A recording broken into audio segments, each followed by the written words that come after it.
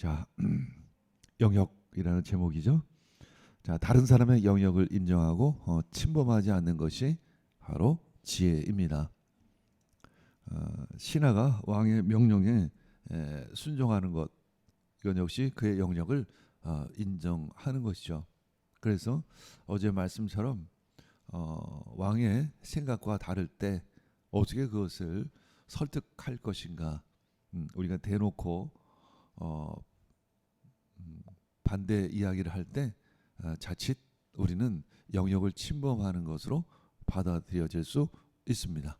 그래서 시기와 방법을 적절한 택해서 잘 이야기해야 하겠죠. 악한 왕이나 관리가 백성들을 압제하고 수탈하는 것은 백성들의 영역을 또 침범하는 것이죠. 그 역시 악행입니다. 다른 사람의 영역을 침범하는 것은 악행이죠. 하나님은 각자의 영역을 정해 주셨습니다. 땅의 영역이 있죠. 그리고 바다의 영역이 있습니다. 창조전은 바로 이러한 영역이 없었습니다. 그래서 무질서하고 공허했죠.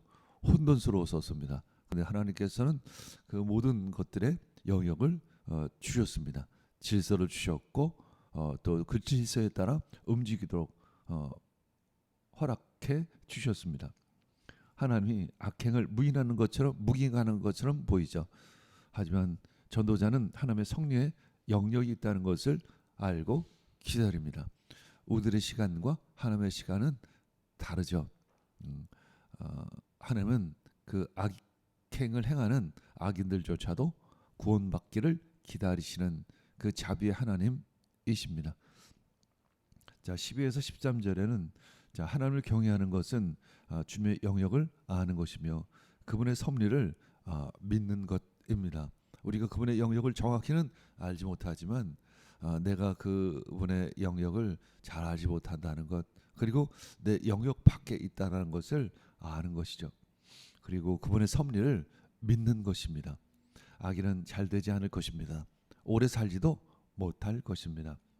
자, 14에서 15절에는 세상의 헛된 일 중에 하나는 악인들이 받아야 할 벌을 의인이 받고 의인들이 받아야 할 상을 악인들이 받는 것이죠.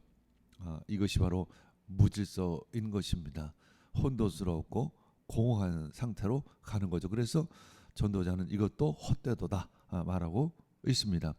사람은 세상에서 일어나는 일을 다 이해할 수 없습니다. 그죠? 하나님의 섭리를 인정하고 그분이 하실 일을 기대합니다. 하나님은 사람에게 누릴 수 있는 영역을 주셨습니다.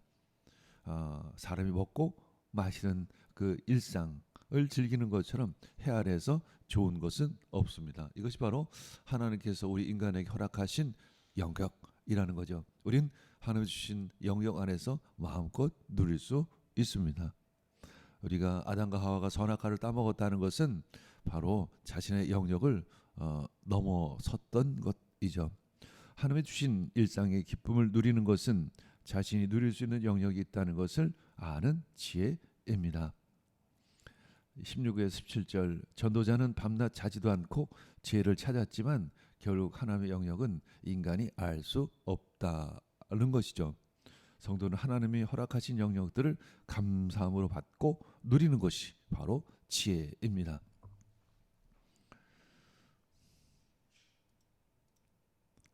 자, 9절부터 마지막 절까지 읽겠습니다. 내가 이런 것들을 다 보고 마음을 다하여 해 아래에서 행하는 모든 일을 살편즉 사람이 사람을 주장하여 해롭게 하는 때가 있으며, 여기 주장한다는 것은 통제한다는 의미를 가지고 있습니다. 그러니까 어떤 권세자가 아랫사람을 통제하고 압제하고 수탈하는 것을 의미하는 것이죠. 내가 본즉 10절, 악인은 장사 지낸 바 되어 무덤에 들어갔고 선을 행하는 자는 거룩한 곳에서 떠나 성읍 사람의 잊어버린 바 되었으니 이것도 헛되도다. 악인은 결국 무덤에 들어가고 선을 행하는 자는 거룩한 곳에서 떠나 성읍 사람들의 오히려 잊어버린 바 되었다. 의인의 선행조차 사람들로부터 쉽게 잊혀져 버린다는 거죠. 그리고 악인들은 그냥 고요히 무덤에 들어가게 된다는 것. 도대체 하나님께서는 왜 악인들을 심판하지 않으시고 선을 행하는 사람에게 상을 주지를 않으실까? 11절 악한 일에 징벌이 속히 실행되지 않으므로 하나님께서 빨리 악인들을 심판하지 아니하므로 사람들이 인생들이 악을 행하기에 마음이 담대하도다. 악을 행하는 것에 마음이 가득하다라는 거죠. 전혀 악을 행하는 것에 거부감이 없는 것을 의미합니다. 12절 죄인이 100번 악을 행하고도 장수하거니와 내가 정령이 하노니 하나님을 경하며 그 앞에서 경외하는 자가 잘 될 것이다. 물론 죄인이 100번 악을 행하고도 장수하는 것을 우린 가끔 보지만 그러나 내가 믿습니다. 하나님을 경외하며 그 앞에서 경외하는 자가 잘 될 것이라는 것을 믿습니다라는 고백이죠. 13절 악인은 잘 되지 못하며 장수하지 못하고 그날이 그림자와 같으니 이는 하나님 앞에 경외하지 아니함이라. 세상에 행하는 헛된 일이 있나니 곧 악인의 행위대로 받는 의인도 있고 의인의 행위대로 받는 악인도 있는 것이라. 내가 이르노니 이것도 헛되도다.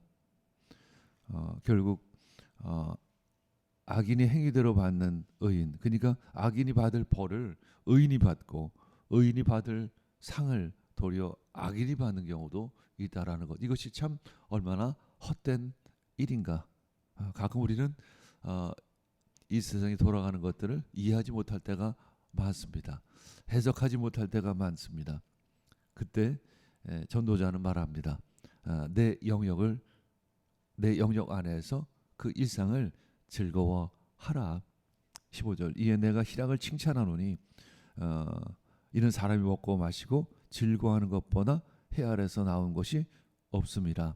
하나님이 사람으로 해 아래에서 살게 하신 날 동안 수고하는 중에 이것이 항상 함께 있을 것이니라. 신상을 찬송한다 이렇게 말합니다.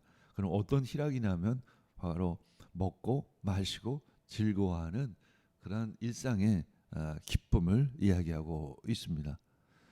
우리가 돌아보면 사실은 큰 기쁨, 그것은 오히려 순간이라는 것을 알죠. 오히려 소소한 삶의 일상에서의 그 기쁨이 오히려 깊이가 있고 또 구수하고 마치 누룽지 끓여 먹는 그런 마치 그런 것 같습니다. 그 맛을 누리시기를 축복합니다.